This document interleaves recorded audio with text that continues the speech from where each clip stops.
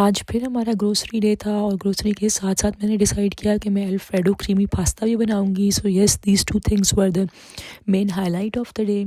साथ साथ में मैं ये सोच भी रही थी कि कभी कभार इंसान की ज़िंदगी में सब्र करना कितना मुश्किल हो जाता है।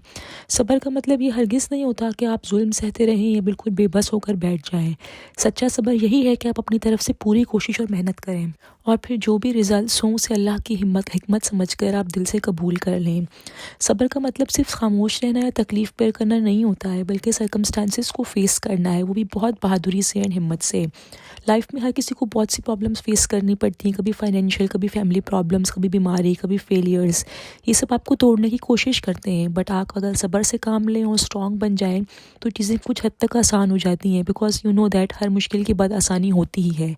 सबसे इम्पोर्टेंट बात यह है कि सब्र सिर्फ दुख में नहीं करना होता, बल्कि खुशी में भी करना बहुत ज़रूरी है।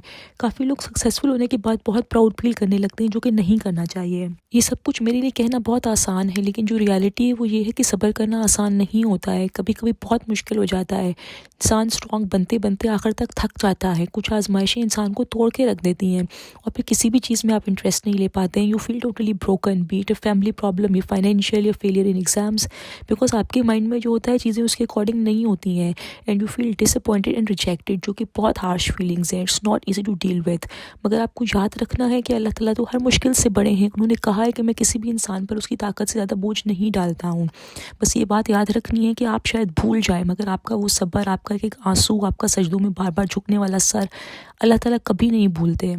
आपको सब्र करना है हर हाल में, बेशक इंसान कितनी भी मुश्किल हाथ में क्यों ना ऑक्यूपाइड हो, लेकिन बहुत ज़रूरी है, क्योंकि इतना अजर अल्लाह ताला आपको इस सब्र का देंगे कि आप सब्र और शुक्र के सजदे अता करते करते थक जाएंगे।